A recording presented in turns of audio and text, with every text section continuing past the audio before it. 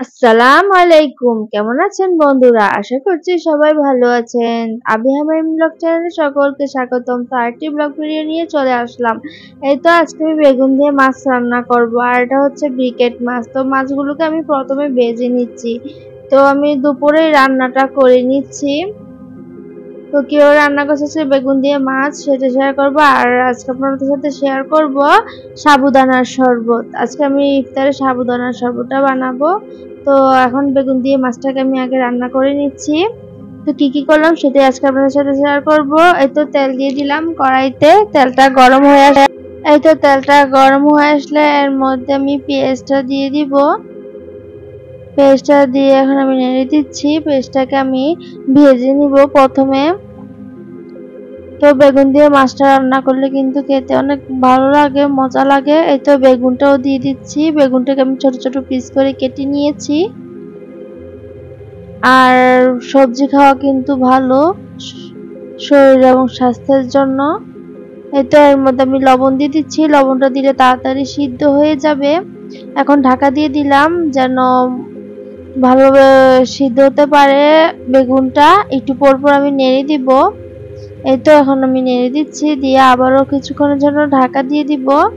আর কিছুক্ষণ প্রথমে বেগুনটাকে ভালোভাবে ভেজে নিব। ভেজে নিলে খেতে ভালো লাগে।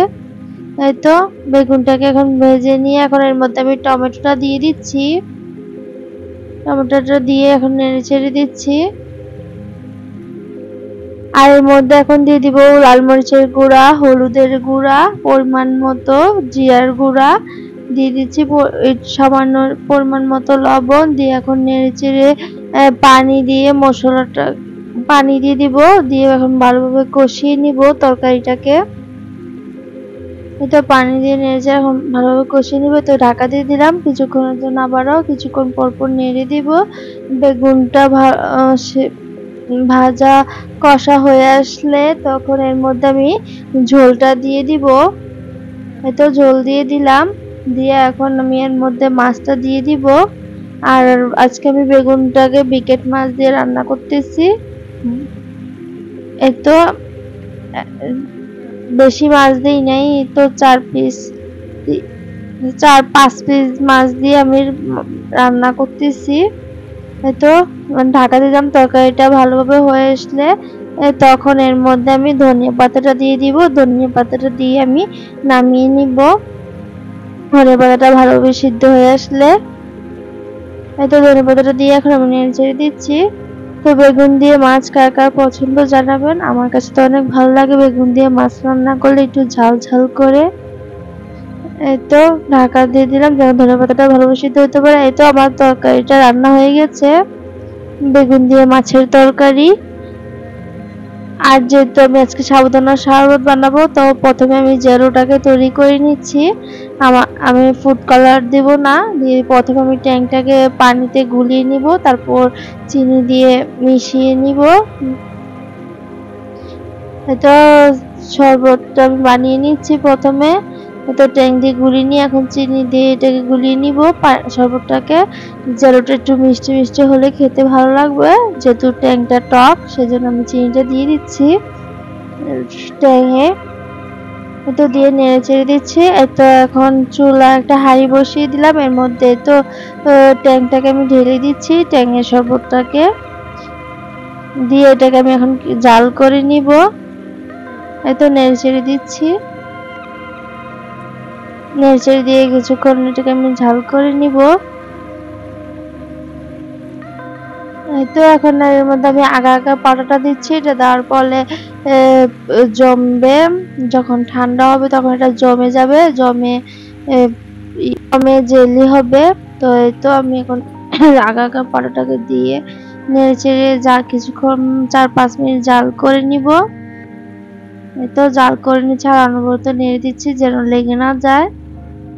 এই তো আমার জেলোটা হয়ে গেছে। এখন আমি চুলাটা বন্ধ করে দিয়ে এখন একটা বাটিতে এটা ঢেলে নিব। এই তো এটাকে আমি এখন ঢেলে নিচ্ছি একটা বাটিতে। এরপর এটাকে আমি কিছুক্ষণের জন্য ফ্রিজে রেখে দেব, যত না জমা পর্যন্ত জেলোটা। এই তো এখন ফ্রিজে রেখে সেদিকে আমি সাবুদানাটাকে প্রথমে সিদ্ধ করে নিব। সাবুদানাটাকে আমি ধুয়ে নিয়েছি। তারপরে তো পানিটা গরম আসলে এর মধ্যে আমি সাবুদানাটা দিয়ে দিচ্ছি, দিয়ে এটাকে আমি জাল করে সিদ্ধ করে নিব। আর সাবুদানার শরবত খেতে কিন্তু অনেক ভালো লাগে, সাথে ফল ফ্রুট মিশালে।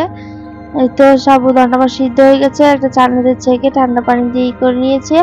আর এই তো আমি দুধটাকে বসিয়ে দিয়েছি চুলায়, দুধটাকে চিনি দিয়ে এখন আমি জাল করে নিব। সামান্য একটু লবণ দিয়ে দিলাম, মিষ্টি খাবারে যদি একটু লবণ দেওয়া হয় তাহলে ভালো লাগে। এই তো জাল করা হয়ে গেছে, তো আমি এগুলো ফ্রিজে রেখে ঠান্ডা করে নিব। আর এদিক দিয়ে আমি ইফতারের জন্য আজকে ফুলকপি পাকুড়া বানাবো ইফতারে।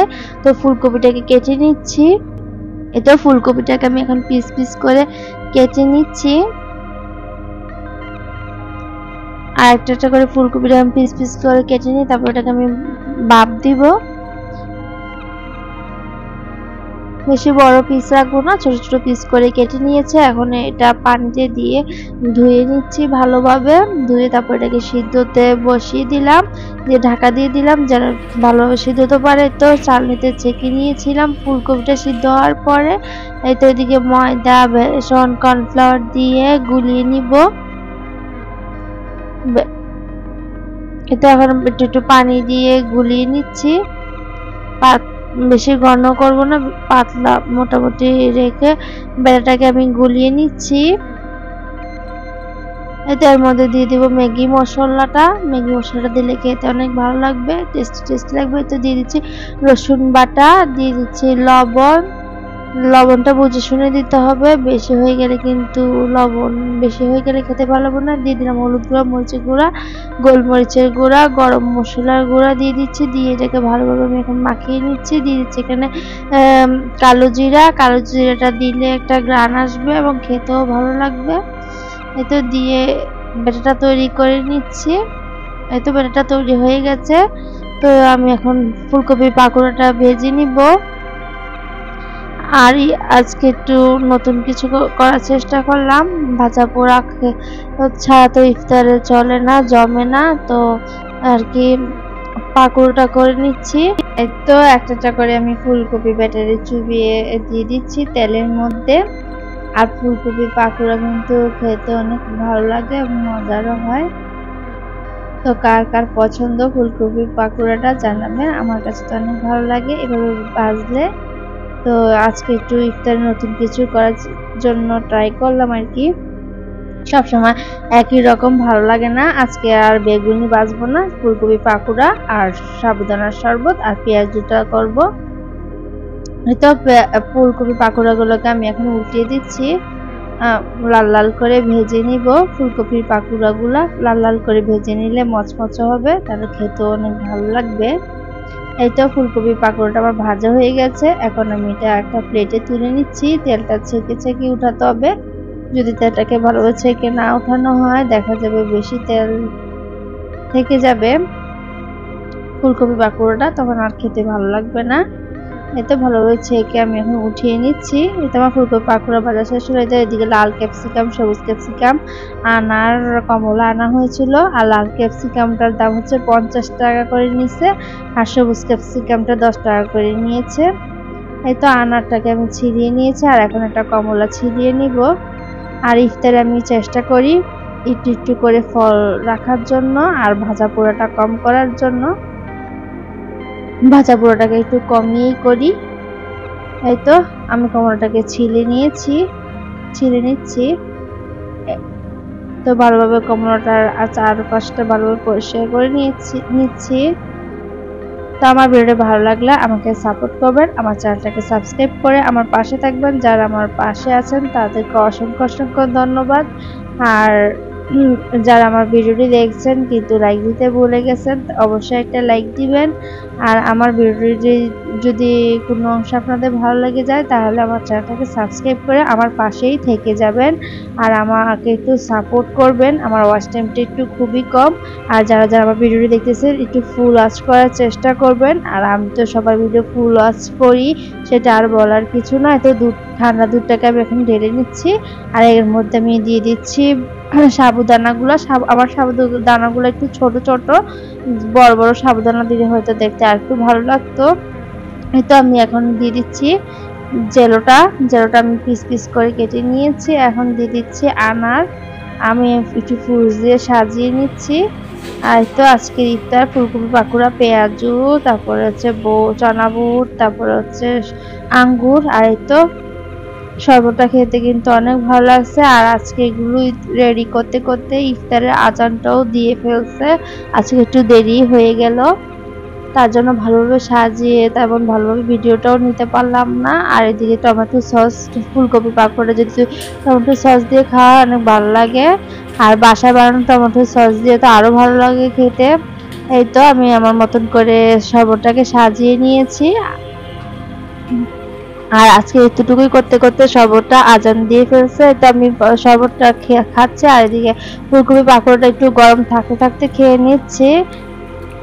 তো ফুলকপি পাকোড়াটা অনেক ভালো লাগছে যে কালো জিরা দেওয়ার ফলে। এই তো এখান দিয়ে শরবতটা খাচ্ছি, শরবতটা অনেক মজার হয়েছিল। আপনারা এভাবে একবার বাসায় বানিয়ে খাবেন, শরবতটা দেখবেন অনেক ভালো লাগবে। সাবুদানার শরবত, যারা খান নাই তারা একবার এটা এভাবে ট্রাই করে দেখবেন, খেতে অনেক ভালো লাগে। ঠান্ডা ঠান্ডা শরবত, আর যদি চানা বুট খেয়ে নিন। আজকের ভিডিও পর্যন্ত, সবাই ভালো থাকবেন, সুস্থ থাকবেন।